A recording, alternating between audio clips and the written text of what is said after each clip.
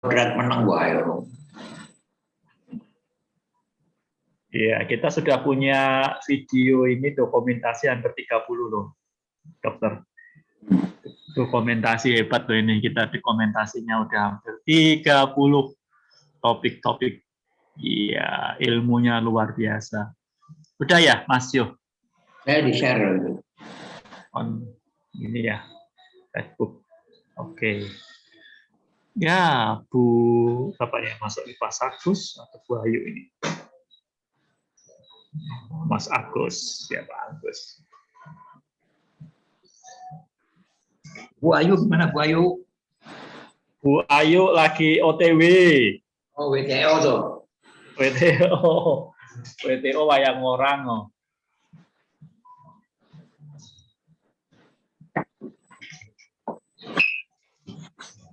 Oh iya betul. Ya, wah di sini mulai hujan nih Bu Rian. Ya, ini juga tiba-tiba ada geledek kayaknya mau hujan juga. Iya, tiba-tiba sini hujan juga nih. Sini terang tuh Pak Radik. Panas ya. Sih. Mosok? Di Solo baru panas sih. Oh, sini tiba-tiba hujan ini, makanya harus suaranya harus kenceng. Oke. Oh, hujan ini. Ya. Oh iya. Gimana dokter suaranya? Jelas? Jelas sangat. Oke, sangat jelas, jelas sangat. Baik, selamat siang Bapak Ibu, teman-teman OT semua. Semangat pagi. Ya, kita sudah siap kembali dengan acara yang selalu kita nanti-nantikan setiap hari Sabtu mulai pukul 13 atau 1 siang. Kita punya acara seminar ilmiah kesehatan. Benar-benar ini bersifat ilmiah, benar-benar acara ini bermutu, mengandung pendidikan yang luar biasa, bantu kita untuk tetap wellness ya, sejahtera, bukan hanya sehat ya. Karena sehat adalah bagian dari wellness ya. Wellness itu sejahtera. Sejahtera itu aspeknya banyak sekali ya. Salah satunya adalah sehat. Tapi kalau kita mencapai tingkat yang paling baik untuk kehidupan, tingkat tertinggi kehidupan yaitu wellness atau sejahtera. Nah, salah satunya kalau kita punya budaya. Budaya apa? Budaya hidup sehat. Nah, seminar ilmiah kesehatan kita dirancang supaya kita punya budaya hidup sehat. Budaya hidup sehat adalah budaya kedokteran timur. Gitu ya, Dr. Safik ya? Budaya kedokteran timur. Oke, hari ini kita punya tema yang menarik, Bapak Ibu, teman-teman. Kita akan berbicara mengenai gena dan protein ya. Walaupun topik ini sudah pernah, tapi selalu topik ini membantu kita karena dikaitkan dengan topik-topik yang sudah ada ya. Justru keterampilan atau justru pemahaman kita itu makin bertambah kalau setiap topik yang kita bahas itu dikaitkan dengan topik-topik yang lain, akhirnya membentuk sebuah pola. Nah, pola itulah yang kita jadikan patokan pegangan ya. Karena kalau kita paham polanya, kita bisa paham konsep kedokteran timur ya. Narasumber kita yang selalu setia menemani kita ya, setia setiap saat, bukan Rexona ya, Dr. Syafiq sudah siap dengan topik pokok yang kita bahas. Oke, mari kita beri perhatian kepada Dr. Syafiq. Paparannya hari ini, gena dan protein. Silakan Dr. Syafiq.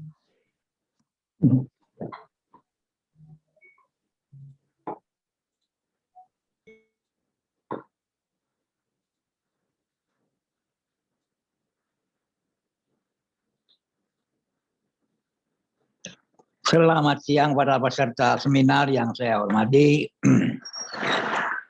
Jadi ini kesimpulan daripada pembelajaran hari ini. Satu, kalau kita kenal gena berarti gena itu fungsinya menghasilkan protein. Mengapa protein? Karena protein itu manusianya sel. Nah, mengapa kok dalam sel banyak protein? Karena protein itu adalah yang memberikan respon sel. Jadi apakah dia terbentuk enzim, apakah terbentuk hormon, itu semuanya protein. Dan respon sel itu membuat perilaku sel. Mengapa terjadi perilaku sel? Agar supaya tujuan akhirnya adalah terjadi homeostasis dan homeodinamika. Jadi Anda lihat kesinambungan cara berpikir, gena, protein, respon sel, perilaku sel, homeostasis, dan homeodinamika. Paham? Oke. 3 wanita yang menguasai tubuh kita adalah Mbak Ria, Mbak Dina, sama Mbak Rina. Kan semuanya pahlawan semua itu. Kalau Anda. Ria adalah air, Dina adalah DNA, dan Rina adalah RNA. Hari ini kita berbicara kemarin dari berbicara tentang air, sekarang kita berbicara DNA dan RNA. Oke, perilaku sel itu apa? Perilaku sel itu sel bisa berkembang. Sel bisa juga mati. Sel juga bisa menua. Bahkan sel tadi bisa memakan sel-sel yang rusak. Namanya autofagi.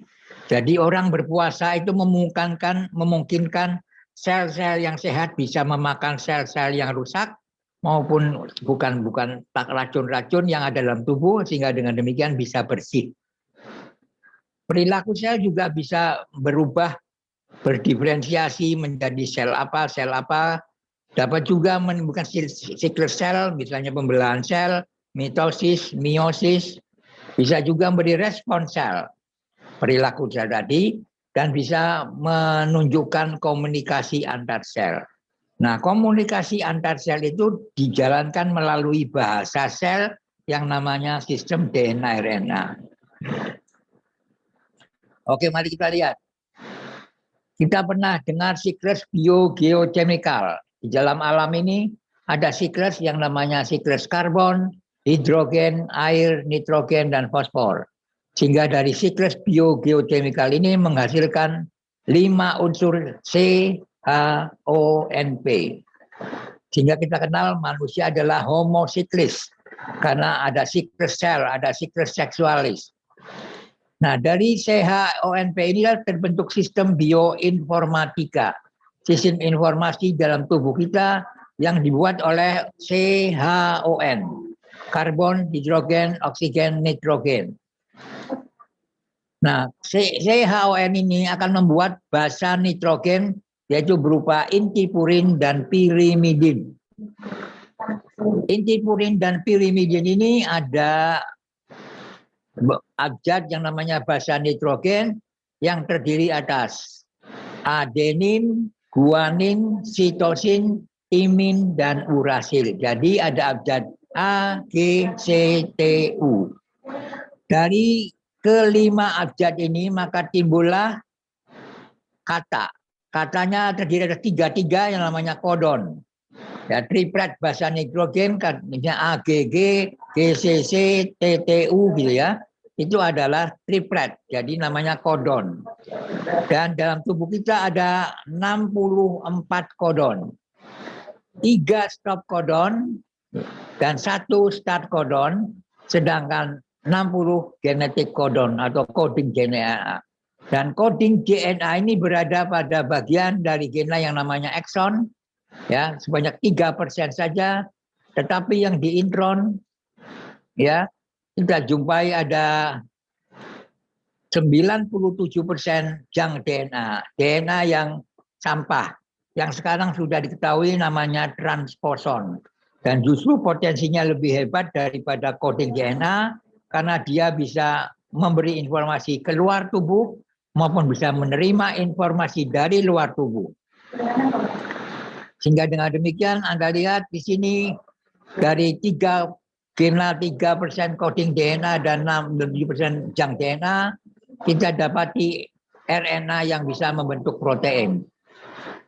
Anda lihat di sini DNA singkatan dari desoksiribosa dan fosfat dan gena.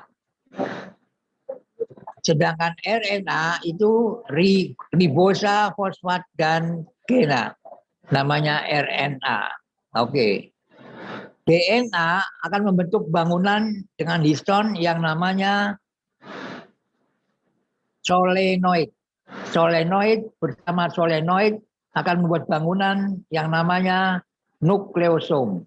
Nukleosom dengan nukleosom akan membuat bangunan yang namanya kromatosom. Kromatosom dengan kromatosom membentuk bangunan yang namanya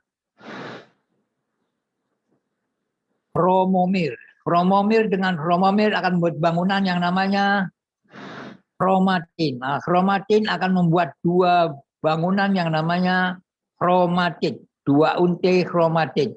Dan dua unte kromatit ini akan membentuk yang namanya kromosom.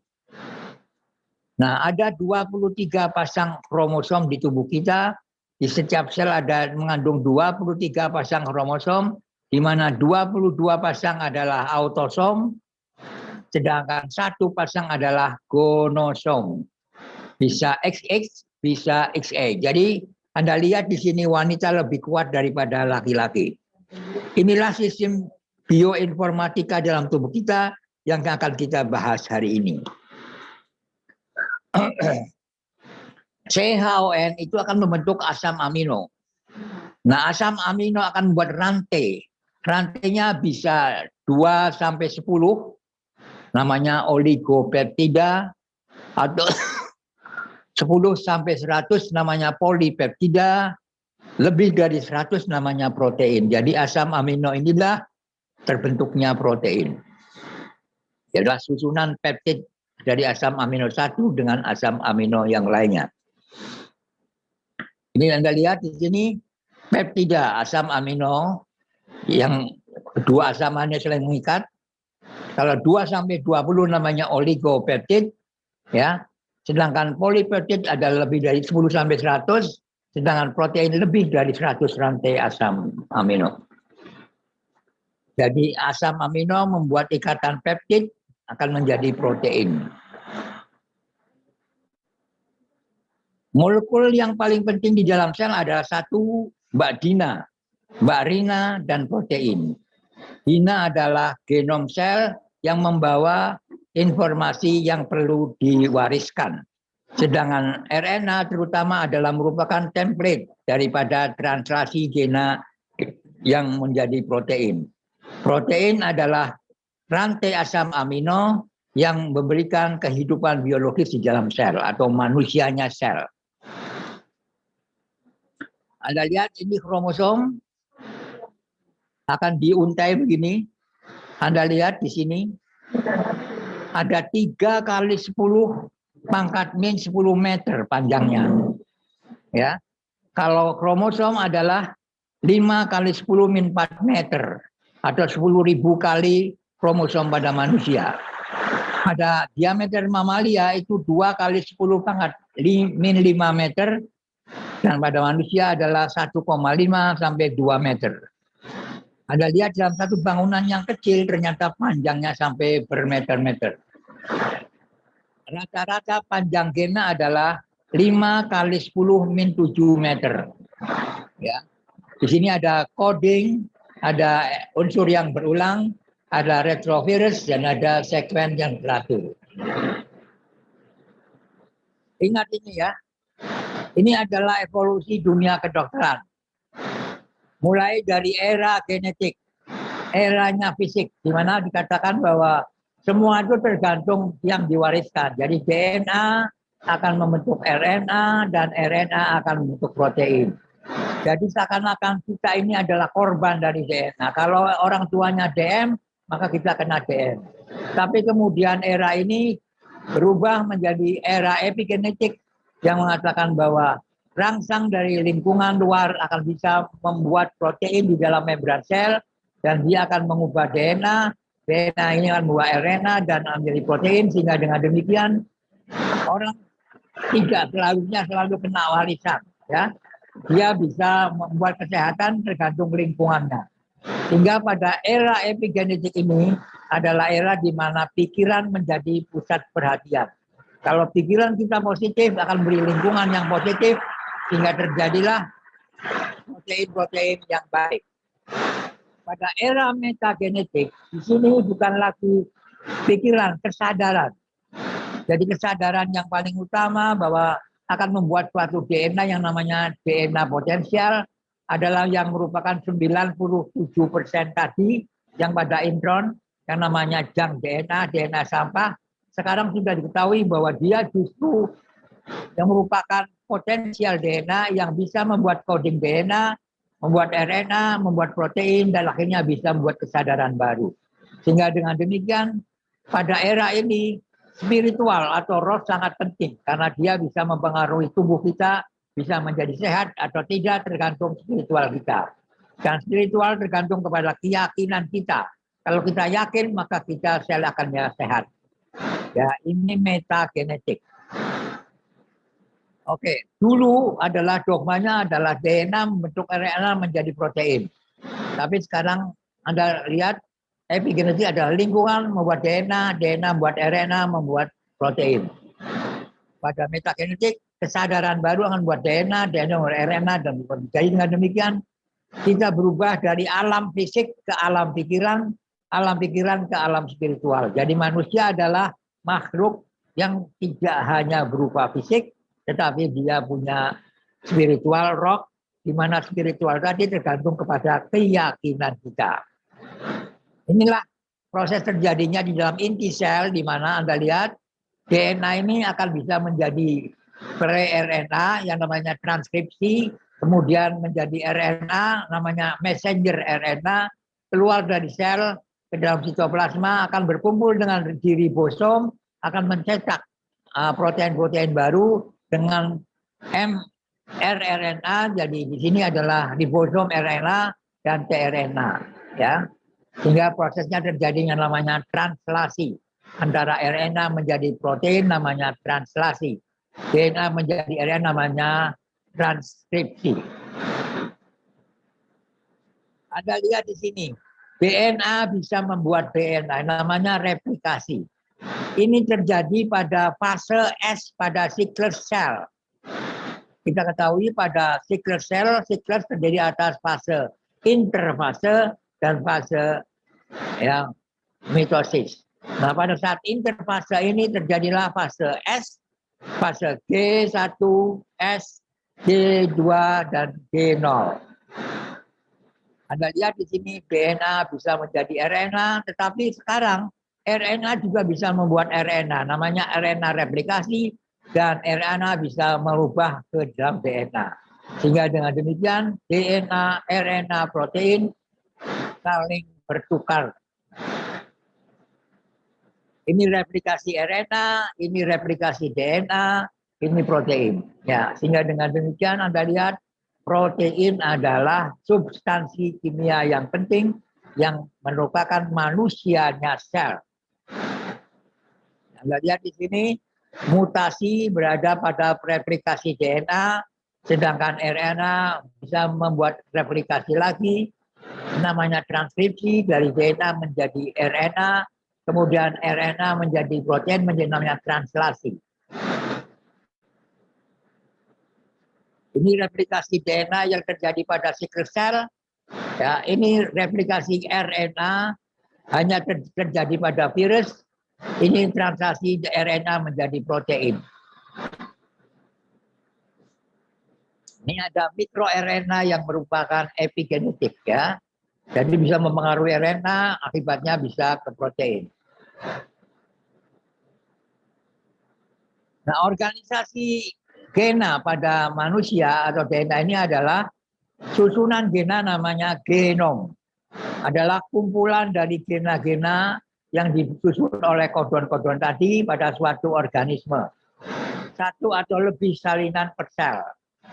Sedangkan genom ini berada pada kromosom. Kromosom adalah tempat penyimpanan dari unit-unit gena, sedangkan gena adalah unit dasar daripada informasi yang diwariskan dari satu generasi ke generasi berikutnya. Inilah kromosom, ya. Inilah karyotype dari manusia. Kalau XX namanya wanita, kalau XY namanya laki-laki. Kita akan membandingkan antara gena dengan buku. Jadi abjad adalah basa nitrogen tadi. Adenin, guanin, sitosin, timin, urasil. Tiga-tiga dari abjad membentuk kata. Kata itu adalah kodon namanya. Kemudian kodon tadi membuat kalimat. Kalimat itu namanya gena. Dan gena itu membuat paragraf, namanya dena. Paragraf membuat bab, membuat namanya kromosom. Jadi Anda lihat di sini seakan-akan dalam tubuh kita ada buku yang terdiri atas basa nitrogen, kodon, gena, DNA, kromosom, dan organisme tadi. Bukunya adalah organisme, manusia, ataupun kupu-kupu, ataupun semut. Jadi bahasa sel atau komunikasi sel terdiri atas kata yang dibuat oleh abjad basa nitrogen yaitu A, G, C, T, U. Dan kata tadi bisa membuat kalimat yang namanya gena, dan gena bisa membuat DNA yang namanya paragraf, dan paragraf bisa membuat bab yang namanya kromosom. Demikianlah susunan sistem informasi di dalam sel, sehingga sel bisa berkomunikasi dengan sel yang lain, memberi pacuan, pengaruh, dan respon yang berbeda-beda tergantung signal yang datang. Lalu apa fungsi dari protein? Protein sebagai manusianya sel adalah yang mengerjakan semua pekerjaan di dalam sel yang hidup. Klasifikasi protein ada yang namanya klasifikasi fungsional, ada protein nutrisi, ada protein dari sistem imun, ada protein akut fase, yaitu protein yang berkaitan dengan peradangan, dan ada transport protein, misalnya albumin, transferin, dan ada juga protein yang selalu mengembangkan keseimbangan homeostasis. Fungsi yang lain dari protein adalah mengatur, misalnya reseptor, hormon-hormon, juga sebagai katalisator, misalnya enzim, membuat tekanan osmose yang terdapat pada pembuluh darah, dan juga keseimbangan asam basa yang berpartisipasi pada cairan atau senyawa penahan yang mengatur pH. Dan juga protein bisa berbuat menjadi protein struktur, protein yang bisa berkontraksi, fibrotik, dan keratin. Inilah klasifikasinya lebih lengkap. Jadi klasifikasi protein tergantung daripada komposisinya, bisa disebut protein sederhana, protein terkonjugasi, protein yang derivasi misalnya ini ya, sedangkan konjugasi misalnya nukleoprotein, glikoprotein, kromoprotein, fosfoprotein, metaloprotein, dan lipoprotein. Semua ini adalah protein terkonjugasi. Sedangkan yang sederhana bisa protein fibrotik, bisa protein globuler.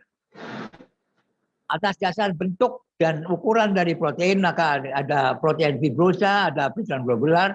Tapi yang paling penting di sini adalah berdasarkan pada fungsi protein, maka protein adalah bisa berupa struktural protein, bisa protein yang melakukan katalisator, enzim, bisa protein yang berupa hormon, bisa protein yang berupa defense, protein transportasi, protein dalam penjendalan darah, protein untuk menyimpan, protein untuk membawa, protein sebagai reseptor, sebagai signal transduksi, dan juga protein penahan maupun nukleoprotein dan protein kontraktil seperti otot. Jadi kode genea ini adalah merupakan urutan dari kalimat yang disusun abjad A, G, C, T, U tadi. Jadi ini bisa triplet, G, C, G, G, G, G, A, C, C, C. Ini kan triplet. Jika dibaca dari posisi pertama, maka kita lihat 3 kodon G, G, G, A, C, C, C. Dan jika dibaca dari posisi yang kedua, maka bisa G, C, A, dan AAC. Kode genetik ini adalah bisa berupa menjadi start kodon dan stop kodon. Start kodon 1, sedangkan stop kodon 3. Start kodon nama lainnya adalah AUG, adenin, urasil, guanin. Nah inilah kalau dibentangkan kromosom tadi ada ekson, ada intron, ada ekson, ada intron, ada ekson, ada intron. Ekson dan intron ini adalah merupakan gena. Jadi Anda lihat di sini ada daerah coding DNA, ada non-coding DNA. Non-coding DNA ini nanti namanya potensial DNA. Anda lihat malah jadi pada intron terdapat potensial DNA, pada coding terdapat pada ekson dari DNA. Ya. Nah ini misalnya ini gena, ini gena. Nah gena ini bisa berupa dari angka 5 sampai 3, AUG, GUC, UAA. Ini sebagai stop codon, ini sebagai start codon. Ya. Sehingga dengan demikian kita lihat gena tadi akan berubah menjadi ada yang masuk dari coding DNA menjadi ekson, sedangkan yang non coding pada intron. Ini gena yang non coding, ya, adalah DNA yang tidak membentuk protein. Di sini adalah tidak intron di sini. Ini namanya non coding. Ini yang coding yang membentuk gena, yang membentuk protein. Oke, jadi ini Anda lihat ekson 1, intron 1, ekson 2, intron 2 akan membuat ekson 1, intron 1, ekson 2, dan ekson 3. Akhirnya intronnya hilang, akan menjadi ekson 1, 2, 3, dan ini membentuk protein. Tapi ternyata sekarang bahwa intron ini juga mengandung potensial DNA, dan ini dia bisa membuat protein juga, yang sifatnya lebih hebat.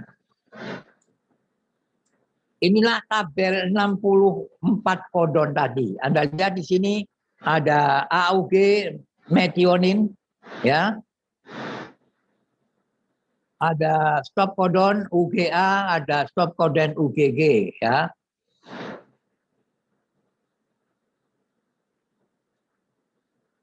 Kode genetik adalah merupakan kamus dari urutan-urutan yang sederhana dari nukleotid dan urutan dari asam-asam amino.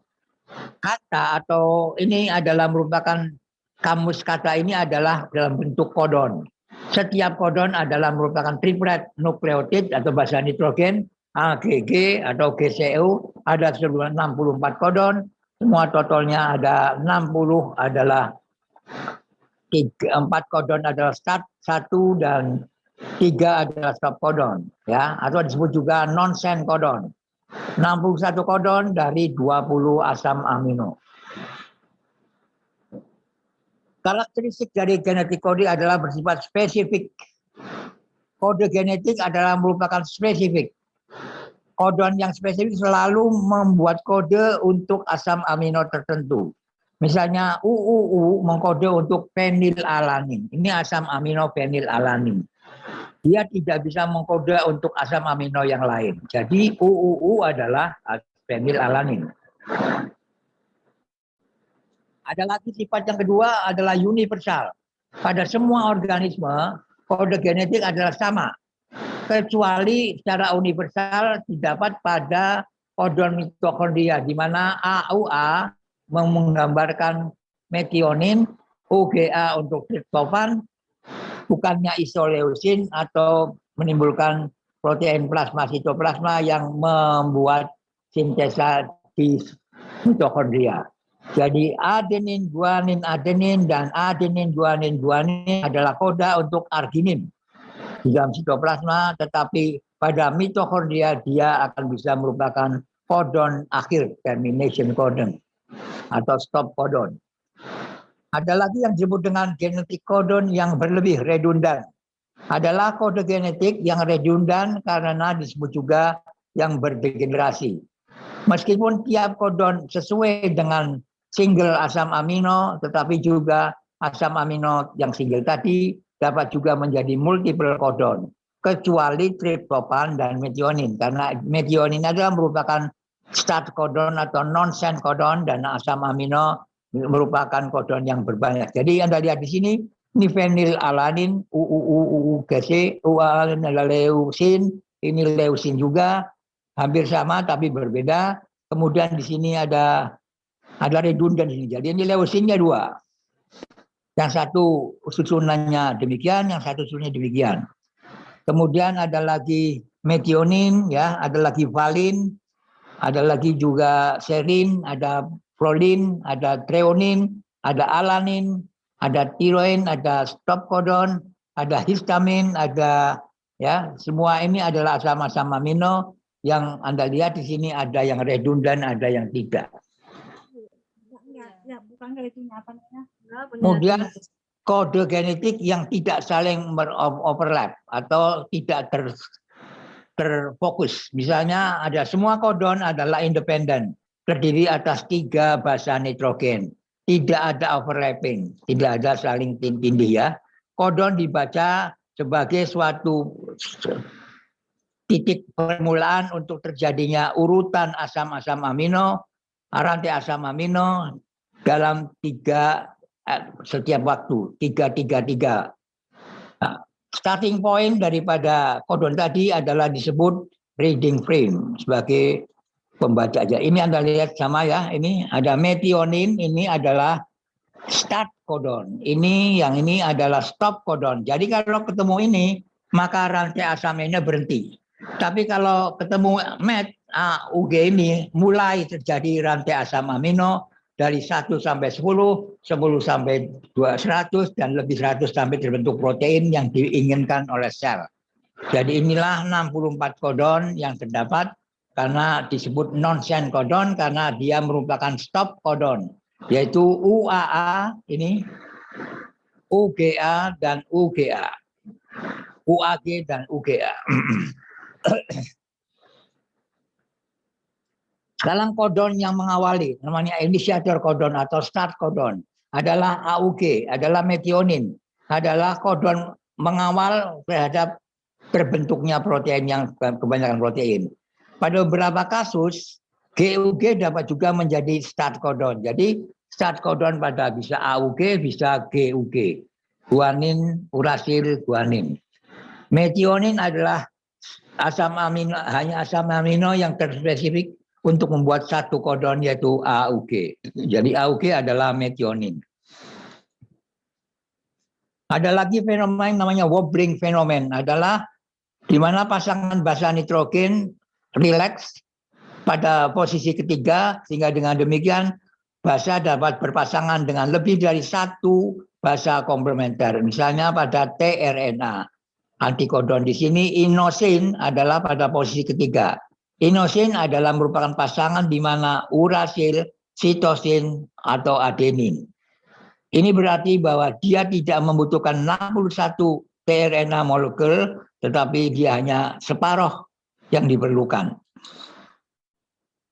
Anda lihat ini berbedanya antara DNA dan RNA. Jadi kalau DNA itu 2 untai, kalau RNA itu 1 untai. Ya. Ini adalah bahasanya adenin, guanin, sitosin, timin. Ini adalah abjadnya, dan ini adalah fosfat dan gula. Ini adalah tangganya adalah merupakan susunan dari adenin, guanin, sitosin, dan timin. Di sini Anda lihat ada RNA hanya 1 pasang aja. Ada urasil, ada guanin. Jadi Anda lihat pada DNA tidak ada timin, diganti dengan urasil. Kalau di sini ada timin, kalau di sini tidak ada timin, diganti dengan urasil. Di sini tidak ada urasil. Jadi DNA atau Mbak Dina dibuat oleh rangkaian basa nitrogen, termasuk gula ribosa dan juga tulang punggungnya sebagai fosfat. Di sini ada 3 bagian yang semuanya adalah disebut nukleotid. Ada 4 basa nitrogen, yaitu adenin, timin, sitosin, guanin. Anda lihat di sini tidak ada urasil. DNA tidak mengandung urasil, tapi RNA timinnya diganti dengan urasil. Anda lihat di sini pasangan bahwa adenin selalu berpasangan dengan tirosin, sitosin dengan guanin. Guanin, jadi ini pasangannya tidak bisa berubah. A selalu dengan T, C selalu dengan G. Ya,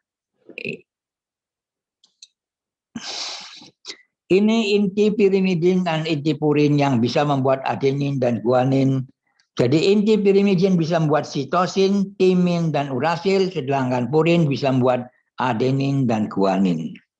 Perbedaannya adalah rumusnya beda. Ini rumusnya ada 1 lingkaran, ini hanya 2 lingkaran. Bedanya antara purin dan pirimidin. Ya, purin ini ada 2, pirimidin ada 1. Jadi di sini Anda lihat adalah merupakan senyawa aromatik, senyawa organik aromatik yang terdiri merupakan satu rantai, dua rantai. Sedangkan ini adalah dua lingkaran. Ini dua ring, ini satu ring. Apa bedanya oligopeptid dan polipeptid? Jadi oligo adalah 2 sampai 10 atau 10 sampai 2 ya, kemudian polipeptid adalah 10 sampai 100 asam amino. Beda antara DNA dan RNA jelas, ini DNA, ini RNA. DNA 2 untai, RNA adalah 1 untai.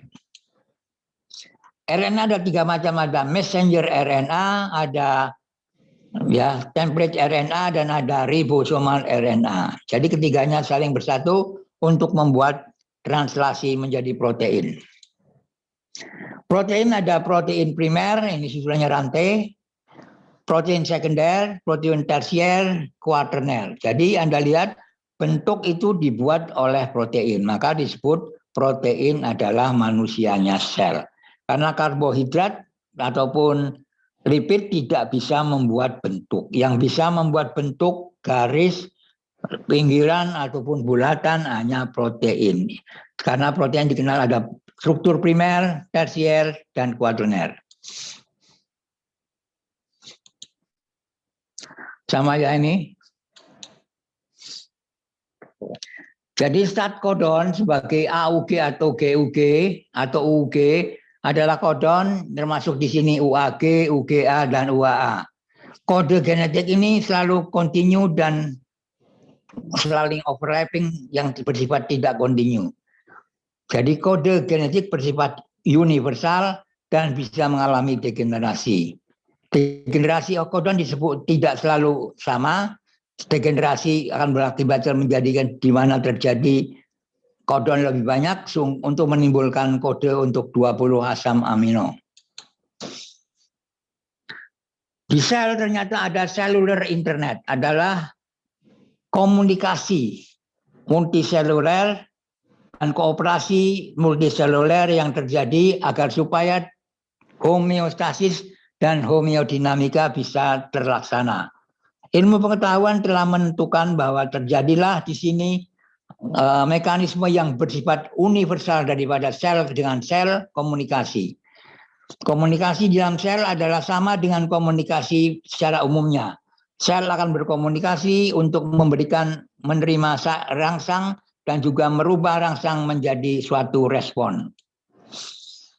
Metode komunikasi ini bisa bersifat lokal, bisa bersifat jarak jauh. Yang lokal adalah misalnya sel dengan sel. Misalnya di sini adalah glikoprotein, ya, misalnya rabaan. Atau lokal, misalnya komunikasi antara sel pada daerah yang tertentu, dan ini akan mengeluarkan hormon misalnya autokrin dan paraklin. Sedangkan yang jarak jauh terjadi melalui jarak yang lebih luas, misalnya hormon, ya, messenger kimiawi dalam bentuk protein atau steroid yang masuk dalam pembuluh darah untuk pergi ke sel-sel yang jauh dari tempatnya. Anda lihat di sini, sel ini membuat pembuluh darah endokrin namanya ke sel yang lain. Jadi ini namanya jarak jauh. Kalau yang jarak dekat, Anda lihat di sini namanya autokrin atau paraklin, ini yang namanya autokrin. Jadi sel ini akan bergerak ke sendiri. Jadi ada autokrin, ada paraklin, ada endokrin.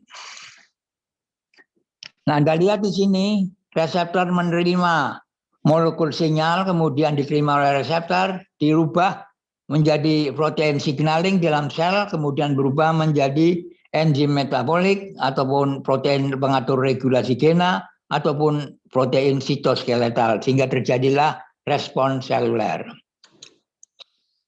Ini endokrin komunikasi melalui jarak jauh, paraklin adalah melalui jarak dekat, sedangkan saraf adalah melalui neurotransmitter dan kontak adalah melalui antar sel, jadi membran sel. Oke. Sekarang bagaimana kalau rangsang tadi bersifat setempat? Anda lihat di sini dua sel saling berdekatan sehingga menimbulkan arah komunikasi antara sel satu dengan yang lain. Yaitu Anda lihat melalui suatu lubang-lubang yang ada pada membran, sehingga terjadilah proses komunikasi yang namanya cell junction, junctura cellularis. Sedangkan lokal regulator ini bisa paraklin, bisa autoklin, bisa berupa sinap, ya, misalnya antara ujung saraf dengan ujung saraf yang lain, yang menggunakan neurotransmitter. Sedangkan yang melalui pembuluh darah, ini melalui pembuluh darah, ini adalah long distance, jadi jarak jauh. Sehingga dia bisa berkomunikasi dengan sel yang jauh dari tempat dirinya. Sebagai contoh, sama ini adalah sel dengan glikoprotein, ada glikolipid, ditangkap reseptor pada sel yang lain, maka timbulnya reaksi pada sel yang berikutnya. Bagaimana proses penerimaan stimulus pada sel? Ternyata ada 3 fase: menerima, mentransduksi, dan merespon. Pada saat menerima, sel akan menerima sinyal tadi disebut ligan, ya, atau stimulus pada membran sel. Kemudian transduksi adalah sinyal tadi akan merupakan perubahan kaskade komunikasi di dalam sel untuk bisa diteruskan sebagai pesan kepada dari membran ke seluruh bagian organela sel. Kemudian terjadi respon di mana sel akan merespon terhadap sinyal tadi dengan membuat respon yang bersifat sesuai dengan pacuan tadi. Signal transduksi jaraknya adalah jarak di mana bisa bersifat spesifik atau semua barang yang hidup dapat digunakan dalam menjadi 3 step ini. Ini adalah merupakan mendukung teori evolusi bahwa kita bisa menerima, bisa mentransduksi, dan bisa merespon melalui ketiga stadium ini. Ini secara singkat di sini ya, Anda lihat reseptor pada membran sel, ini sinyalnya masuk, diterima, kemudian ditransduksikan di sini, kemudian terbentuklah respon. Ya, terbentuklah respon. Jadi ada 3 fase: menerima, transduksi, respon. Sekarang stadium menerima. Jadi resepsi ini adalah di mana sinyal ditangkap oleh reseptor yang sesuai, sehingga dengan demikian dia bisa saling mengunci. Kemudian signal molekul ini akan mempengaruhi protein-protein yang ada di dalam sel, sehingga terbentuklah transduksi. Ini misalnya teori yang dulu, bahwa reseptor tadi mempunyai bentuk yang sama dengan signalnya. Teori yang sekarang ternyata tidak harus bentuknya sama, getarannya saja bisa ditangkap. Ya, ini adalah teori elektromagnetik, sehingga dengan demikian pada metagenetik, pikiran-pikiran tadi bisa ditangkap sebagai reseptor untuk memberikan respon sel sesuai dengan pikiran yang kita. Kalau pikirannya positif, maka selnya akan positif. Nah, reseptor pada membran sel ini ada 3, ada yang namanya G protein coupled receptor, ada reseptor tirosin kinase, ada ion channel receptor. Mari kita lihat satu persatu. Ini G protein receptor, ya ini bentuknya, ini reseptornya, ya. Kemudian dia menerima signal di sini, maka terjadilah perubahan dari GDP menjadi GTP, ya. Kemudian di sini setelah terjadi proses respon, dia akan dikeluarkan lagi. Nah, sehingga kembali ke normal lagi. Sedangkan tirosin kinase bentuknya seperti ini, ya, memanjang di sini. Anda lihat di sini akan bisa membuat respon sehingga bisa terjadi reaksi respon dalam sel. Kalau ion channel di sini hanya berupa lubang, di mana ion tadi bisa masuk ke dalam lubang tadi, bisa menutup, bisa membuka, tergantung kalau ionnya cocok akan membuka, kalau tidak cocok akan menutup. Sehingga terbentuklah respon seluler di dalam sel. Kemudian apa yang terjadi pada sistem transduksi? Nah, transduksi ini akan terjadi bahwa setelah diterima, kemudian akan diteruskan ke dalam sel, ke setiap organel. Di mana akan terjadi di sini, misalnya contoh second messenger. Jadi signal yang pertama kali ditangkap namanya first messenger, sedangkan yang di sini namanya second messenger. Sehingga terbentuklah protein kinase, terjadilah reseptor dalam sel, sehingga terjadilah respon. Ini kaskade fosforilasi, ya Anda lihat di sini bertahap. Ini membuat ini, kemudian ini akan membuat ini dan seterusnya. Jadi bertangga. Komunikasi bertangga ini akan membuat respon signal yang terlalu lemah akan diamplifikasi menjadi kuat sehingga dapat membuat respon yang sesuai.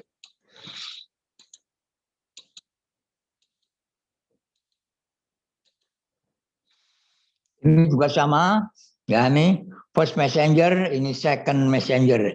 Cyclic AME bisa menjadi first messenger, bisa juga second messenger. Ini yang dibuat dari ATP ini bisa menjadi first messenger, bisa menjadi second messenger. Ini contohnya ini, ya akan menjadi ini. Ini second messenger akan terjadi protein kinase A. Messenger yang kedua ini contohnya kalsium, ion kalsium bisa menjadi second messenger ini, kalsium, pompa kalsium ke mitokondria, ke nukleus akan membuat perubahan di sini. Jadi messenger ini yang kedua ini bisa men-trigger pelepasan dari kadar kalsium yang ada dalam sel di berbagai daerah dalam sel, kemudian bisa membuahkan perubahan-perubahan muatan, berbuat signal elektrik sehingga memompa konsentrasi kalsium ini menjadi gradien yang berbeda dengan sebelumnya. Respon sel, apa yang terjadi? Pada saat RAN protein terjadi aktivasi dari cellular respon. Apa yang terjadi? Sel akan menjawab semua sinyal seperti yang diarahkan oleh tadi dan membuat protein. Jadi tujuan dari respon sel adalah membuat protein untuk menghasilkan lebih energi dan juga bisa menimbulkan mitosis dan lain sebagainya. Inilah respon seluler, bisa mengadakan perubahan ekspresi gena, bisa mengaktifasi enzim, bisa mensintesa protein, bisa proliferasi sel, bisa pertumbuhan, bisa diferensiasi, bisa terjadinya imun, bisa perbaikan jaringan, bisa kemotaksis, bisa kontraksi, bisa regenerasi, serta bisa pembentukan invasi tumor. Jadi signal itu secara spesifik akan memacu reseptor sehingga menimbulkan respon tertentu. Bisa satu respon, bisa dua respon. Ini misalnya ini, ya, signal molekul tadi bisa menimbulkan dua respon sekaligus. Ini juga bisa menguatkan respon yang satu dengan respon yang lain. Ini kaskadenya, ya, sehingga terbentuklah, ini namanya proses amplifikasi, terbentuknya protein kinase. Contoh respon, hormon seringkali juga mempengaruhi transkripsi. Apabila sudah berada di dalam sel, maka dia akan melekat pada satu protein tertentu dan akan dia dibawa oleh nukleus untuk ditranskripsikan menjadi stimulasi, misalnya bentukan testosteron, ya, faktor transkripsi yang memasang otot dan pertumbuhan rambut. Misalnya ini, ya. Komunikasi juga bisa berlangsung antara organ, dan di sini misalnya sistem saraf hanya terdapat pada binatang atau pada manusia. Endokrin juga pada binatang dan manusia. Jadi bisa melalui saraf, bisa melalui sistem endokrin hormon, kelenjar. Tanaman juga bisa menimbulkan hormon dan bisa menimbulkan kerjaan seperti kelenjar pada manusia. Inilah sistem endokrin pada manusia. Pada otak ada epifisis, ada hipotalamus, ada hipofisis, ada tiroid, ya, ada paratiroid, ya. Di sini ada juga adrenal gland, ada glukagon dan sebagainya. Ini ada ovarium, ya, dan ini ada testis. Ini macam-macam endokrin untuk bisa berkomunikasi. Komunikasinya adalah melalui HP aksis, hipotalamus, pituitary target organ. Misalnya di sini adalah lobus anterior hipofisis akan bisa mengeluarkan berbagai macam hormon. Growth hormone akan bertemu dengan tulang. Prolaktin akan bertemu dengan kelenjar susu. Follicle stimulating hormone serta luteinizing hormone akan bekerja pada testis dan ovarium. Tiroid akan ke tiroid, adrenal corticotropic hormone ke adrenal cortex, sedang MSA melanocyte stimulating hormone kepada melanocyte dan endorfin pada reseptor nyeri pada otak. Jadi dengan cara hubungan ini maka terjadilah proses homeostasis ataupun homeodinamika. Apabila terjadi stres, ya ini akan terjadi terjadi hormon yang dilepaskan oleh hipotalamus menuju ke lobus anterior, merangsang ACTH ke adrenal gland sehingga terjadilah respon stres tadi. Atau bisa melalui saraf autonom ya ke medula dari adrenal. Kalau ini ke korteks medula adrenal, kalau ini ke medula adrenal. Untuk menghasilkan hormon-hormon yang telah pernah kita bicarakan, ini hormon mineralokortikoid hormon, glukokortikoid hormon, atau di sini menimbulkan epinefrin dan norepinefrin. Ini keseimbangan kalsium, misalnya kalsitonin, tiroid tadi akan melepaskan kalsitonin dan akan menstimulasi deposisi kalsium pada tulang dan mengurangi ambilan kalsium pada ginjal sehingga bisa menyeimbangkan kadar kalsium darah di dalam tubuh. Ini yang namanya homeostasis. Ini juga homeostasis antara insulin dan glukagon. Jadi kalau tinggi maka dengan demikian akan merangsang terbentuknya insulin dan akan menimbulkan perubahan glukosa pada hepar dan ini akan menimbulkan juga kadar gula darah merendah berkurang sehingga terjadilah kondisi seimbang kembali. Sebaliknya kalau rendah maka akan menimbulkan rangsangan pada sel alfa, terbentuk glukagon sehingga menimbulkan penormalan kadar gula darah juga.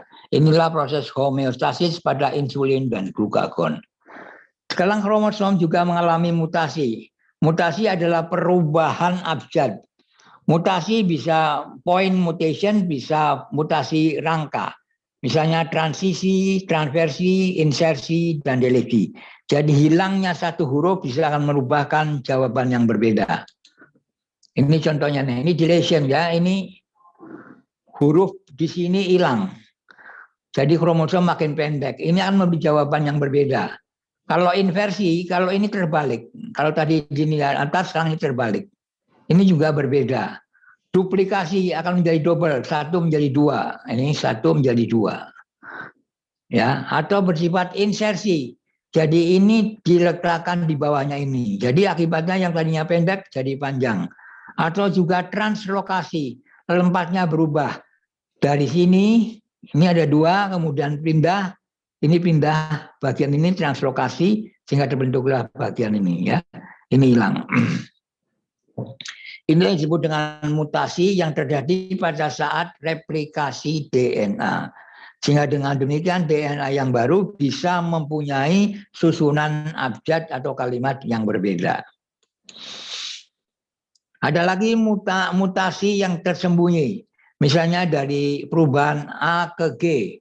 Termasuk asam aminonya mutasinya di sini tidak terlihat, silent mutation. Jadi ini ATG, ini ATG, ini GA, ini GA, ini GCA sama, ini GGT. Di sini Anda lihat GA-nya ini ya akan berubah menjadi yang lain. Atau juga bisa yang namanya mutasi missense, adalah perubahan A menjadi C.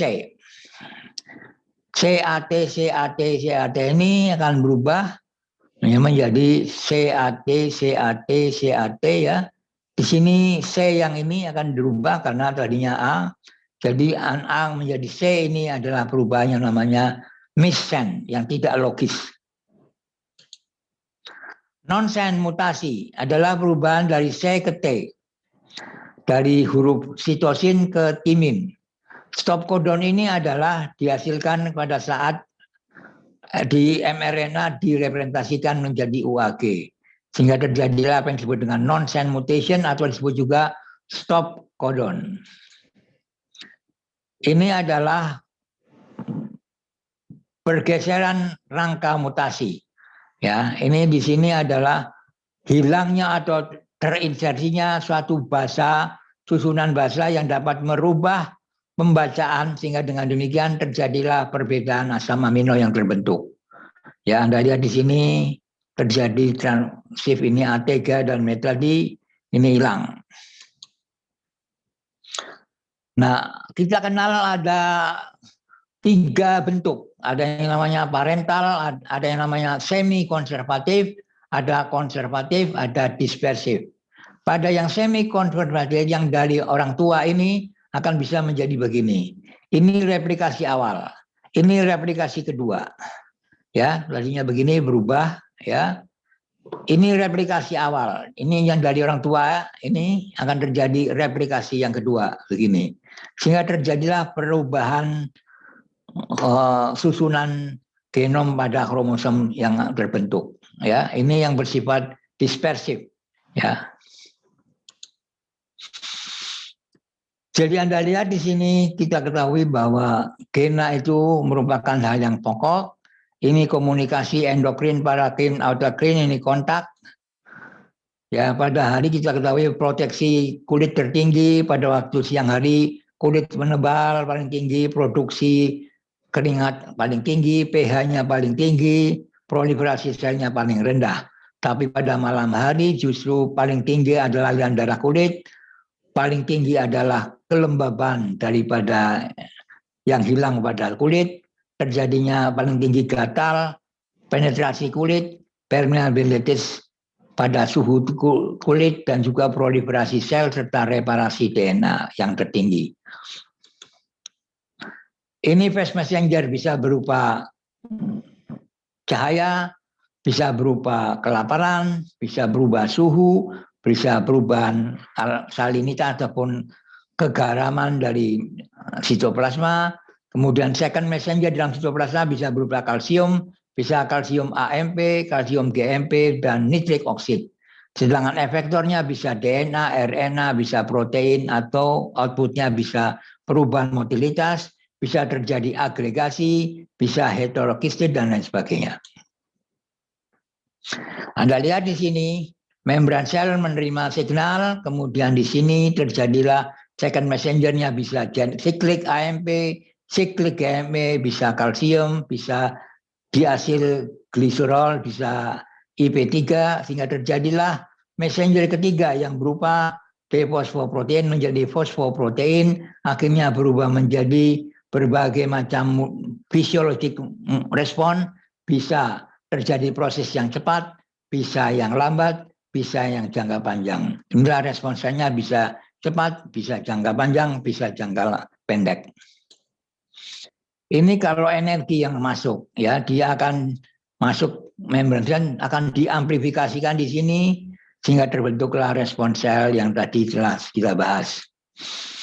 Ya, Anda lihat pembentukan bayi ini akan bisa ini karena adanya nutrisi, epigenom, mikrobiom. Ya. Jadi jang DNA sekarang ternyata sudah mulai terbentuk, sudah mulai diketahui yang namanya transposom, yang tadinya merupakan jang DNA, sekarang namanya potensial DNA. Tapi penyelidikan ini masih terus berlangsung, ya, di mana dengan demikian Anda lihat 97% gena berada pada jang DNA ini. Ini Anda lihat di sini, ini coding DNA-nya kecil, yang lainnya adalah non-coding atau potensial DNA. Anda lihat 97%, ini hanya 3%. Dan di sini Anda lihat DNA akan bisa menjadi regulator DNA, menjadi protein. Di sini, ini adalah teori terbaru terjadinya DNA, RNA, protein. Saya rasa ini saya lewati aja. Ini juga sama. Nah, sekarang sistem yang ada pada manusia akan mempengaruhi sistem pada alam.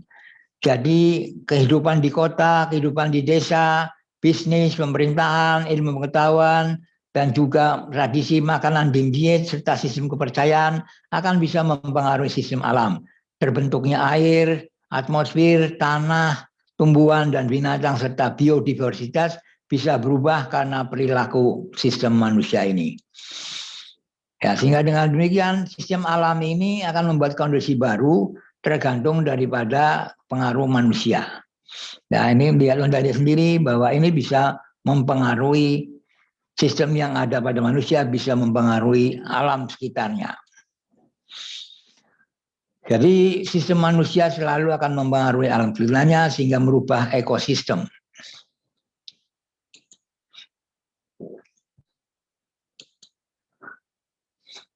Ini alur informasi genetik dari kromosom, transkripsi menjadi RNA, translasi menjadi protein. Oke. Ini saya tidak perlu saya sebutkan. Jadi sebagai kesimpulannya, kode genetik adalah bersifat unambigu, universal, bisa mengalami degradasi, bisa menjadi overlapping. Misalnya UAG, UGA, dan UAA adalah terminasi untuk kodon, sedangkan AUG adalah start kodon. Mutasi dapat juga dijelaskan secara jelas dengan menggunakan kode genetik. Kembali di sini bahwa pada era pertama, manusia hanya dianggapnya sebagai tubuh, era kedua manusia dianggapnya pikiran, era ketiga dikatakan bahwa manusia adalah spirit. Sehingga Anda lihat di sini metagenetik menunjukkan bahwa apabila kita punya perasaan yang positif yang kuat, akan mempengaruhi jantung, akan menimbulkan proses non lokal, bisa transpersonal, akan menimbulkan pikiran yang jelas, akan unitarian dan akan menimbulkan potensial DNA dan akan menimbulkan protein yang sesuai dengan apa yang kita inginkan. Jadi manusia bukannya victim dari DNA, tapi manusia justru bisa mempengaruhi DNA melalui pikiran yang positif, kesadaran yang positif, atau sebagai manusia yang metagenetik, dia harus yakin, dan yakin yang memerintah otak, otak akan memerintah tubuh dan akan membuat behavior. Baik itu di tingkat sel maupun di tingkat organ. Demikian Pak Radit, yang dapat saya berikan pada kali ini, tidak semuanya saya berikan.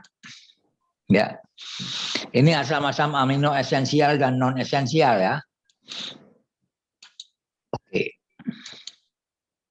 Ini kodon tadi sama ya. Ini adalah ikatan antara asam amino 1 dengan asam amino, yaitu di sini NH3 dengan COOH ya. Oke, dibentuklah air. Ini tipe-tipe mutasi tadi, ada delesi, ada duplikasi, ada inversi, ada insersi, ada translokasi. Ini adalah replikasi DNA, replikasi RNA, dan untuk protein. Ini siklus sel. Di sini ada fase S. Terjadilah proses replikasi DNA. Ini fase G2. Terjadilah pertumbuhan dan penyiapan untuk mitosis. Ini mitosis terjadi fase profase, metafase, anafase, telofase, timbul sel baru. Ini pertumbuhan dan perubahan metabolik secara normal pada saat G1. G1 bisa menjadi G0 juga. Nah, ini Anda lihat di sini G2 S, G1 bisa menjadi G0 ini kalau sifatnya selnya bersifat stabil. Oke.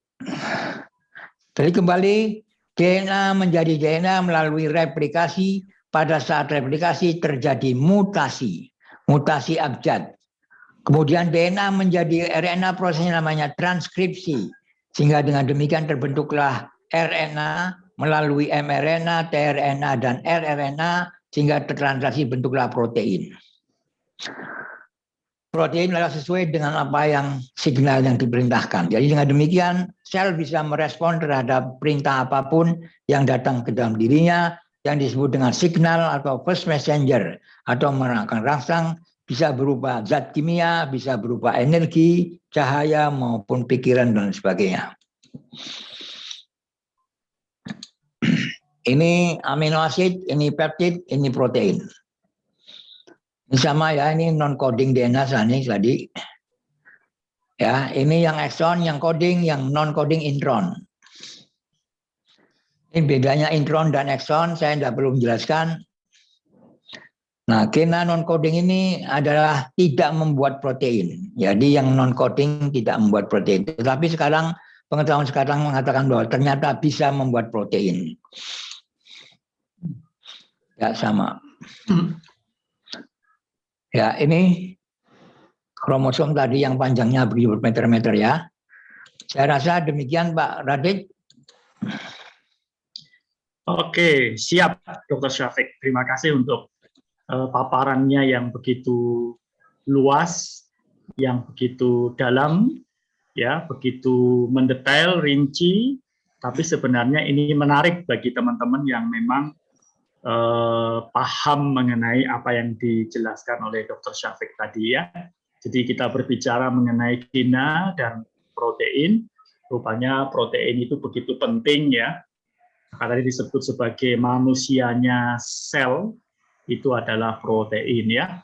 Hampir semua respon sel itu diwujudkan dalam bentuk pembuatan protein yang sesuai ya untuk menjawab respon sel tadi ya, untuk menjadi respon untuk tadi ya apa yang terjadi dengan sel ya. Baik, nah sekarang adalah sesi yang pasti teman-teman tunggu-tunggu.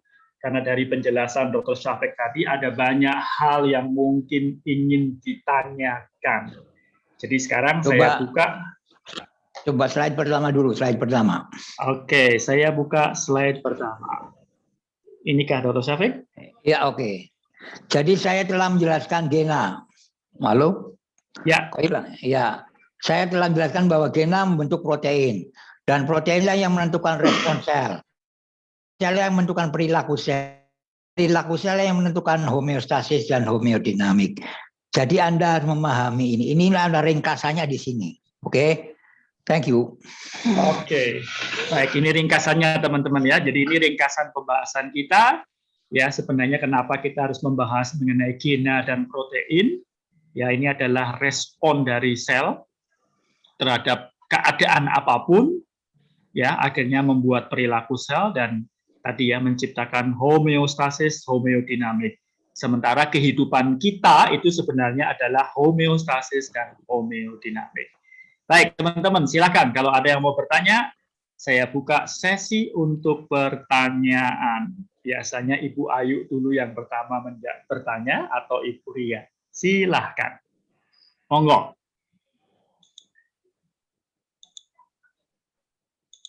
Siapa yang bertanya? Silahkan. Halo Pak. Ya, mari. Selamat siang. Selamat siang. Ya. Tadi maaf tadi juga agak terlambat tadi. Enggak apa-apa. Iya ya. Saya belum begitu jelas ini dokter. Apa? Itu terjadinya mutasi perubahan abjad mutasi itu karena apa ya dokter tadi? Itu sudah perubahan. Jadi dia menyusun diri itu sudah perintah Tuhan. Oh iya ya. Jadi A sama G itu saling berhubungan, T sama gitu loh, Pak.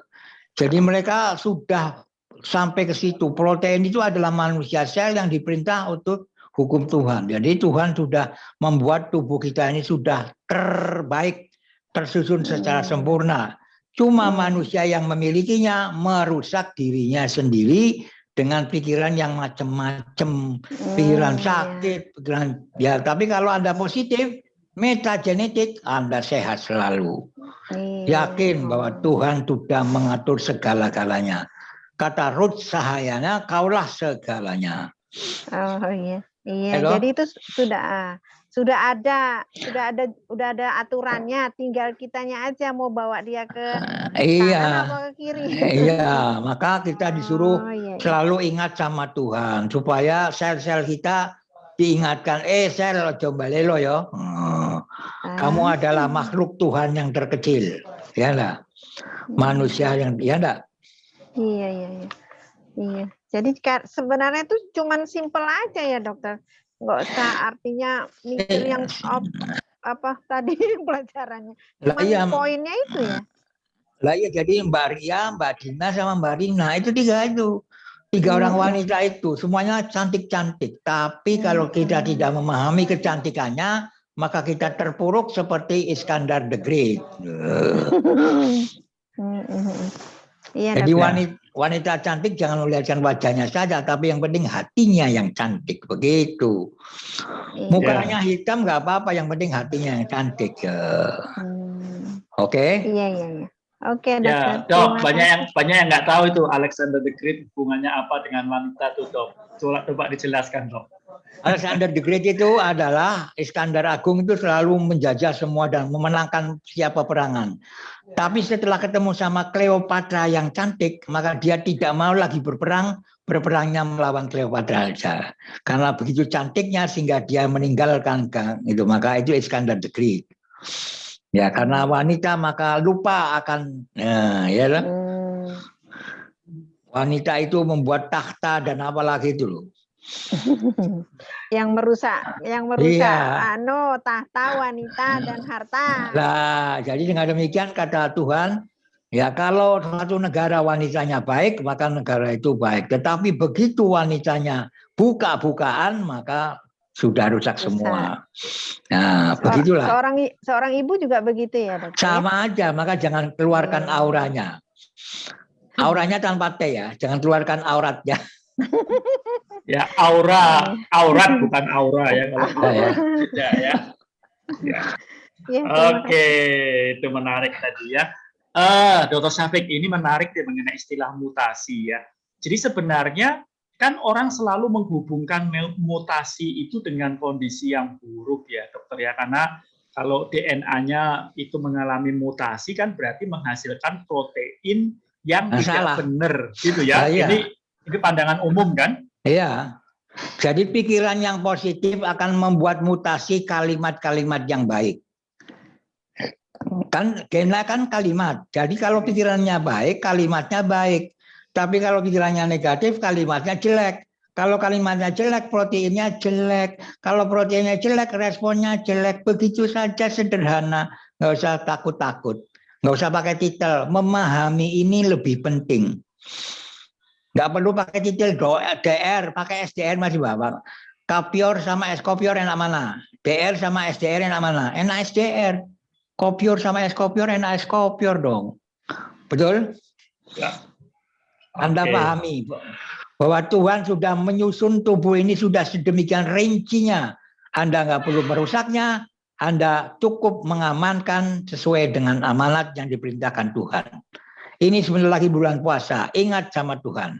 Jadi dengan demikian, Anda lihat autopagi pada sel akan merusak sel-sel yang rusak dimakan dia. Racun dimakan, jadi tubuh menjadi fitri, menjadi bersih kembali. Itulah kaidah puasa.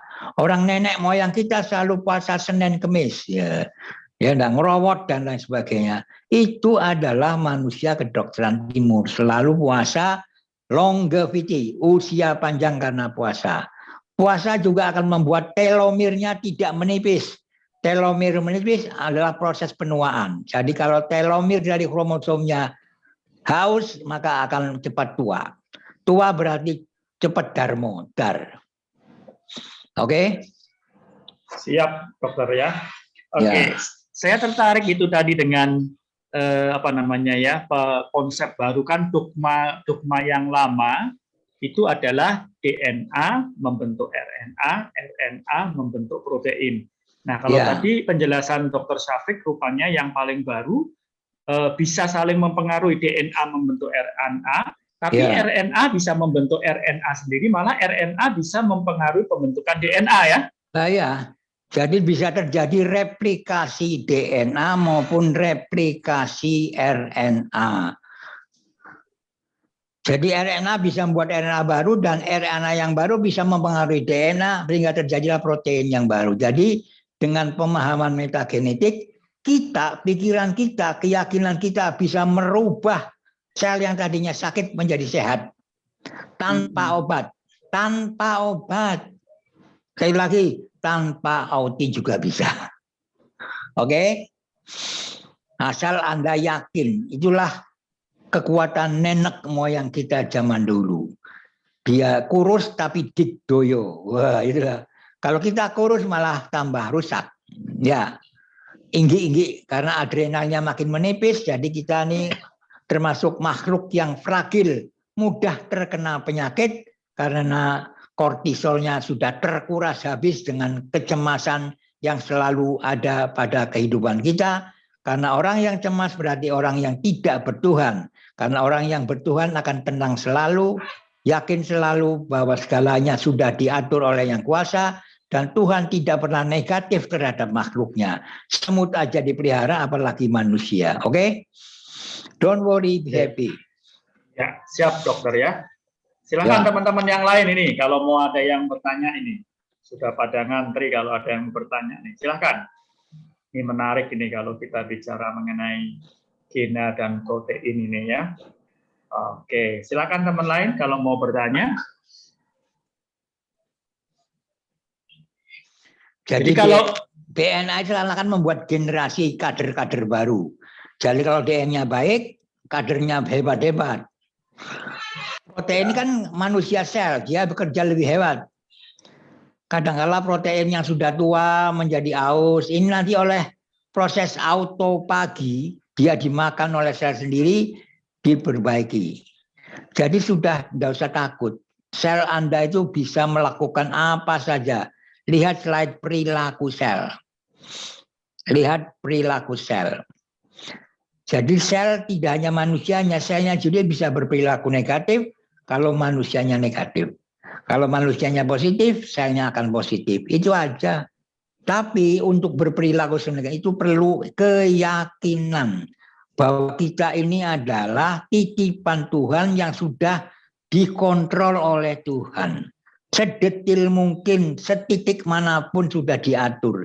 Berubah, bergeser titiknya akan berubah segala-galanya. Tubuh kita adalah simetris metamerik. Yang kanan, yang kiri. Kalau yang kanan sakit, yang kiri akan beradaptasi mengkompensasi yang kiri. Lama-lama kita tidak lagi simetrik lagi. Jadi kalau kita simetris metamerik, duduk kita yang baik, postur kita baik, kita selalu bertemu sama Mbak Ria dengan baik, maka DNA dan RNA akan hidup dengan baik. Ingat bahwa DNA RNA dibuat oleh siklus biogeochemical. Lingkungan ekosistem yang ada. Jadi kalau kita merubah ekosistem dengan infrastruktur yang macam-macam, mata senang tapi infrastruktur nature system akan rusak, maka akan menimbulkan kerusakan pada sel. Ingat itu. Ingat. Ya, Dok, tadi dalam era kedokteran tadi kan ada yang pertama itu kan genetik, kemudian yang kedua epigenetik. Tapi ini kan pengaruhnya ke coding RNA ya. Sementara metagenetik rupanya malah pengaruhnya sekarang ke non-coding DNA ya, non-coding RNA ya. Iya. Ini menarik ya karena non-coding RNA ini jumlahnya malah 97% sebenarnya. Tadinya dianggapnya DNA sampah, junk DNA, tapi ternyata pengetahuan sekarang membuktikan bahwa yang disebut sampah ternyata potensinya lebih hebat. Karena dia bisa mempengaruhi dunia luar tubuh maupun luar tubuh bisa menerima dari informasi dari luar tubuh. Jadi telekinesis, pengobatan jarak jauh bisa dilakukan. Oke. Karena dia bisa melalui metagenetik, kesadaran baru, potensial DNA, mempengaruhi coding DNA, akhirnya RNA protein sesuai yang diinginkan. Mantap itu ya. Iya. Oke. Terus kemudian satu pertanyaan lagi kan tadi RNA ada 3 jenis ya, M messenger, kemudian transfer, kemudian satu lagi ribosom ya. Iya. Nah, dulu dokter pernah sebutkan kalau bahan dari herba itu ada mikro RNA, itu maksudnya beda lagi ya? Nah, jadi mikro RNA itu adalah bagian dari RNA juga, tapi terdapat pada virus dan sebagainya. Tapi pada manusia juga ada, pada tumbuhan juga ada. Dan mikro RNA ini bisa menguatkan replikasi DNA, bisa menguatkan replikasi RNA. Anda pada slide ada itu, ya, ada gambarnya. Oke. Cuma saya tidak terlalu dalam ke situ aja, karena nanti akan mengurangi pemahaman yang utama. Ya, bingung ya, membingungkan ya. Tapi karena saya ingat dulu dokter pernah bilang apa keunggulannya herba atau dibandingkan drug. Kalau drug buatan manusia tidak mengandung mikroRNA, tapi kalau herba karena bersifat natural, alami, dia mengandung mikroRNA yang rupanya menguatkan DNA ya. Iya, mikroRNA itu nggak bisa dibuat di laboratorium. Ya, dia bisa membuat virus. Virus mengeluarkan mikroRNA. Virus itu kan makhluk Tuhan juga. Nggak bisa dibuat drug mikroRNA. Oke. Oke, sip. Ya, baik teman-teman yang lain silakan. Kalau mau ada yang bertanya, masih ada waktu ya. Kita masih punya beberapa menit ke depan. Ya, Pak Dokter. Ya. Saya mau nanya. Ya. Tapi wajahnya kelihatan dong, Pak. apa? Wajahnya kelihatan dulu. Masa foto? Ya, besok Pak. Waduh. Pak, yang Ya. pengobatan itu tadi telekinesis itu berarti kayak hipnoterapi gitu ya Pak ya? Bukan telekinesis jarak jauh. Kalau hipnosis kan jarak dekat, Pak. Oh, Jadi kalau hipnosis itu mengubah gelombang otak ke gelombang theta, gelombang alfa. Karena pada gelombang itu manusia bisa diubah-ubah. Pikirannya, memorinya bisa dibetulin. Yang tadinya takut ular, bisa tidak takut sama ular. Itu hipnosis. Orang yang tadinya, terus kalau yang itu tadi berarti kalau telekinesis kan lain. yang Jadi telekinesis itu? saya dari Solo akan mengobati pasien di Jakarta. Melalui meditasi saya, keimanan saya mempengaruhinya. Ya.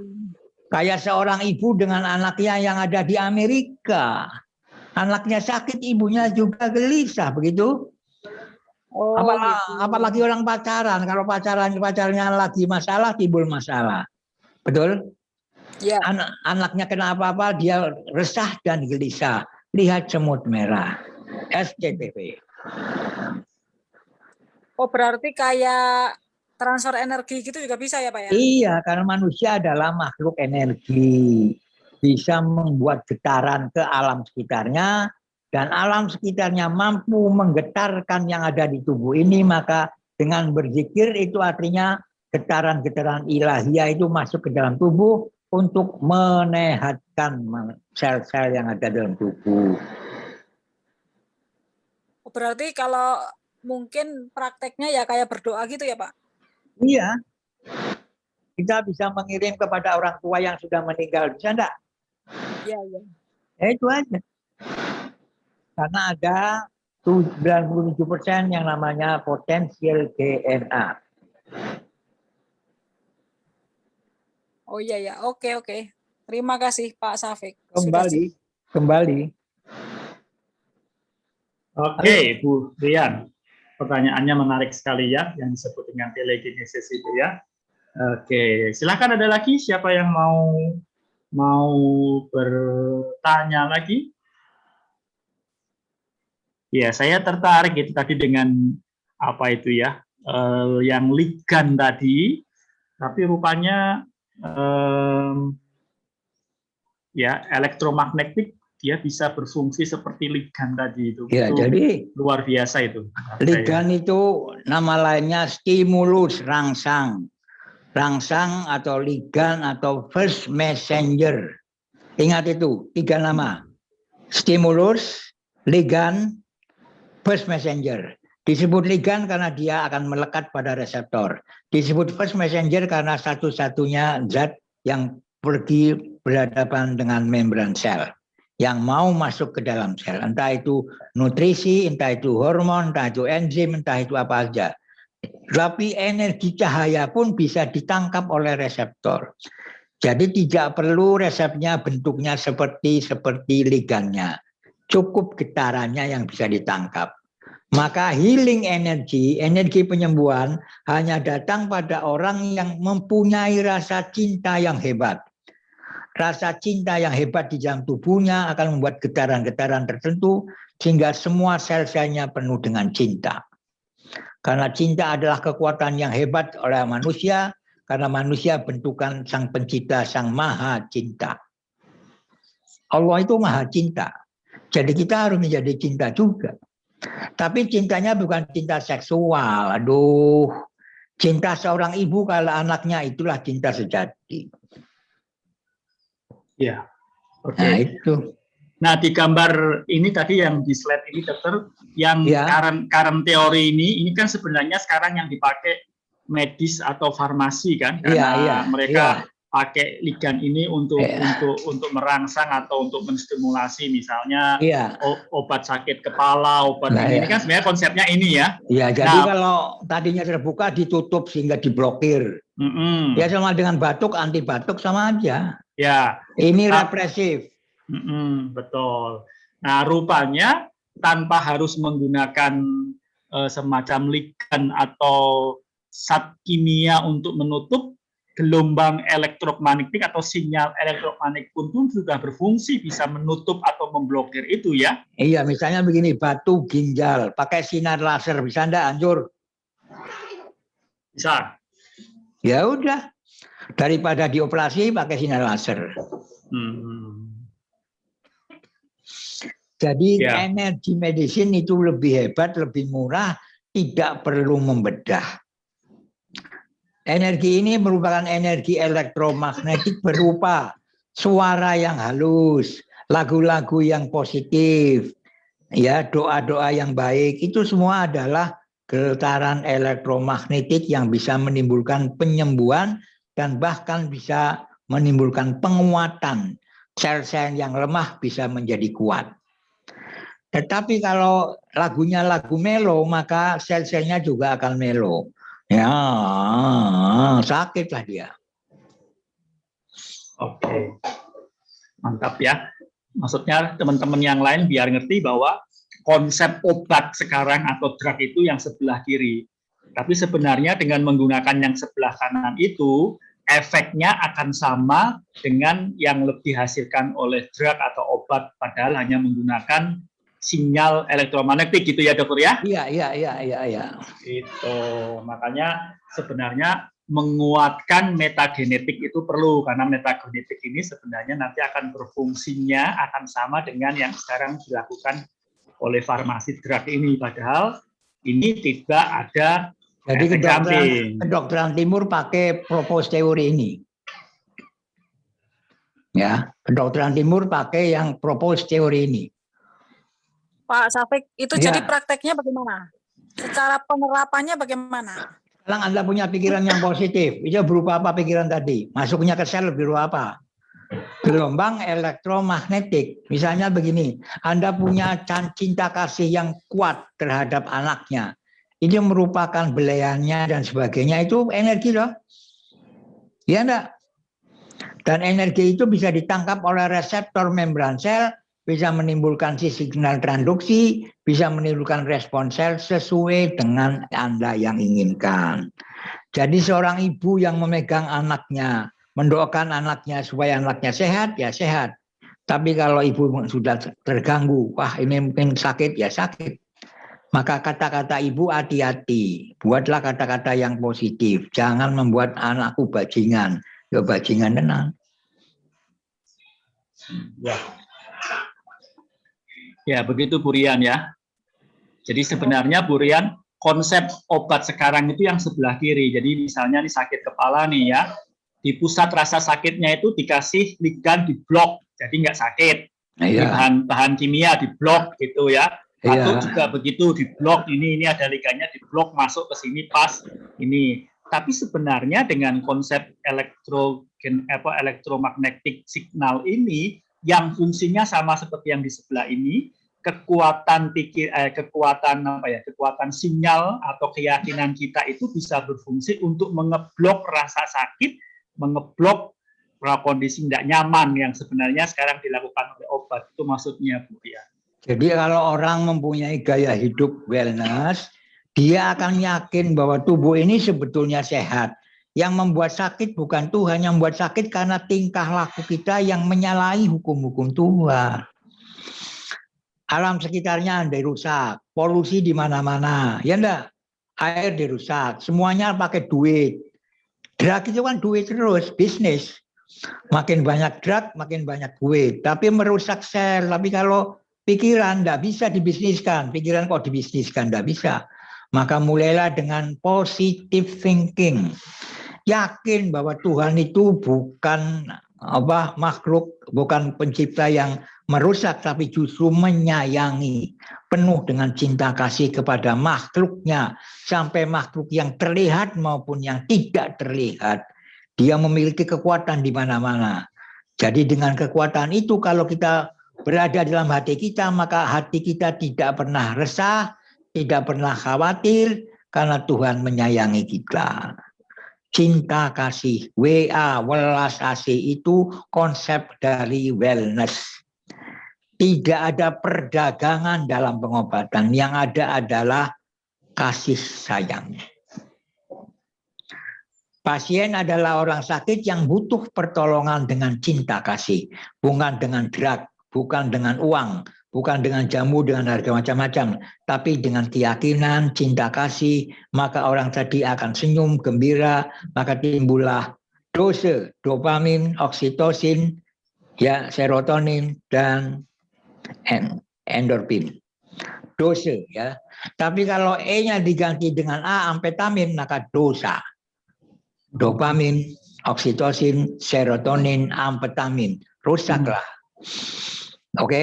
Amfetamin obat untuk apa tuh? Amfetamin supaya nggak tidur. Obat tidur, ya. Udah melek terus. Waya tidur malah melek. Iya. Merusak loh itu. Amfetamin. Ya tadi itu Pak Taufik, tadi. berarti apa? Ini ya lebih ke pendekatan hati ya, pendekatan perorangan gitu dong ya. Iya, pada pikiran, the P and the T and the run. Kan manusia metagenetik adalah 4B.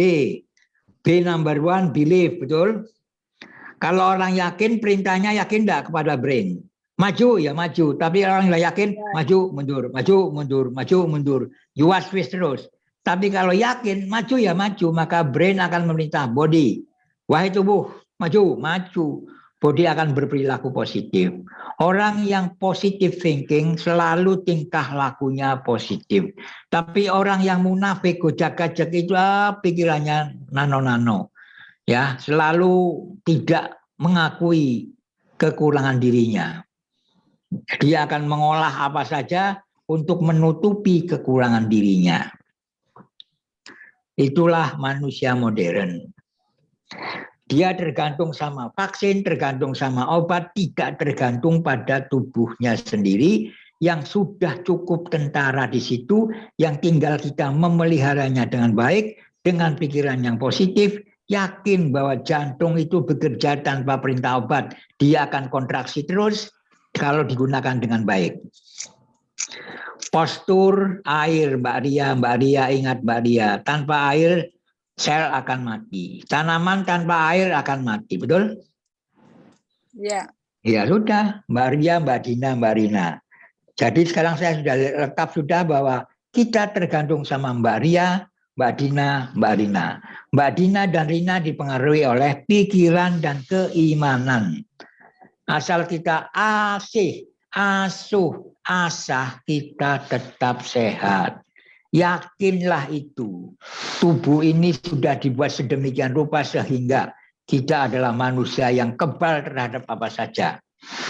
Malah kita mempunyai adaptasi yang hebat karena otak mempunyai neuroplasticity, mempunyai neurogenesis, sehingga dengan demikian otak kita mampu. Otak seperti otot, makin banyak masalah, ototnya makin gede. Kalau tidak pernah kerja, makin atrofi. Jadi kita harus mencari problem. Karena problem itu tidak dijauhi, tapi tantangan yang harus saya lalui agar saya sukses. Begitu? Ya, betul. Ya, oke Iya. Pak. Ya. Oke ya. Oke teman-teman, terima kasih banyak ini pertanyaannya dan pembahasannya menarik sekali, tapi sayang sekali kita dibatasi oleh waktu. Jadi kita terpaksa harus hentikan dulu untuk sesi hari ini karena waktu kita sudah membatasi. Tapi pembahasan kita luar biasa ya. Jadi kalau kita minum OT sebagai budaya harus disertai dengan keyakinan dan diri, begitu ya dokter ya? Nah, itulah dia. Itulah dia ya. OT punya Itu manfaat.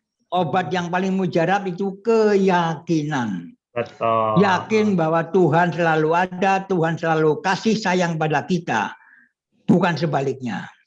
Ya, Jangan betul. dianggap Tuhan itu hakim, tidak. Tuhan itu penuh Rahman dan Rahim. Dia menyayangi setiap butir-butir sel-sel yang ada tubuhnya. Semuanya disayangi. Ya. Seperti dia menyayangi semut, menyayangi kuman, menyayangi dan sebagainya, bakteri dan sebagainya. Yang terlihat maupun yang tidak terlihat. Tuhan menguasai semuanya. Betul ya. Sama seperti Audi juga membantu kita supaya ada keseimbangan antara oksidan dan antioksidan ya. Dan Baik, satu terima untuk kasih semua. banyak. Satu Ya. untuk semua. Kita sudah membahas pokok di hari ini, teman-teman. Nanti kita akan nantikan pokok untuk Sabtu depan. Mungkin Pak Safik sudah menyiapkan topik untuk Sabtu depan. Masa topik dari saya terus? Peserta itu kok diem aja, kenapa sih? Mau peserta mau mengatakan mau apa? Kasih gitu. masukan ya, masukan. Oke. Nasi goreng apa tahu goreng apa tahu guling? Apa guling di tempat tidur? Diem saja, fotonya tidak kelihatan, semuanya nama tok. Ini namanya Zoom apa? Zoom-zooman ini. Iya.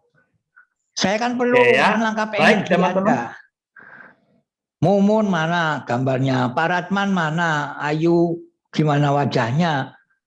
Saya kan perlu lihat energi. Nah begitu. Ya Allah, wajah yang dibuat Tuhan sebaik-baiknya kok ditutup-tutupi. Energi hari ini saya bisa melihat Anda dalam keadaan bangun atau tidur kelihatan. Happy atau sedih kelihatan. Oke. Semoga Anda semuanya tetap bahagia. Percaya kepada Tuhan. Satu. Amin. Dokter. Ya. Terima kasih. Kembali. Baik, teman-teman ya. Kita akan akhiri, kita nantikan kehadiran teman-teman di hari Sabtu depan. Pasti ada topik yang menarik, yang luar biasa, sama seperti hari ini. Dan jangan lupa, jadikan OTI sebagai budaya dan kebiasaan. Budaya sehat ya. Siap. Sama seperti... Usulan topik ada enggak? Topiknya usulan apa? Topik usulan apa? Oh, monat manut wae. Lambemu monat manut wae. Iya. Manut enak kok. Aja kayak kowe lah. Ya, nanti boleh dikirim ke saya topik usulannya ya, teman-teman. Oke, Pak. Iya, Pak. Iya, Pak. Kirim ke saya supaya saya teruskan ke Pak Safik topik apa yang akan dibahas untuk hari Sabtu depan ya. Oke. Baik, kita akan ketemu lagi untuk Burian musul. Musul. Kak, kalau misalnya yang kaitannya dengan meditasi tadi itu ada materinya nggak kira-kira? Ya ada. Mau meditasi? Ya itu bagus juga itu. Wah. Yang tadi yang apa? Kayak telepati gitu, dokter. Iya, khusyuk namanya. Meditasi itu khusyuk. Ya. Itu menenangkan pikiran dalam frekuensi tertentu. Pineal gland kan udah pernah saya bahas aja. Epiphysis, pineal gland, mata ketiga, mata batin. Ini. Diulang lagi nggak apa-apa. Nggak apa-apa, diulangi ya apa-apa. Gitu, Pak. Diulangin lagi. Oke. Don't worry, baby. Ya, baik teman-teman. Kita akan sudahi sampai di sini. Kita akan terus ketemu lagi, terus maju bersama dengan OTI Dahsyat. Oke, hitungan yang kelima saya akan tutup acara Zoom kita ya. 1, 2, 3, 4, 5. Bang.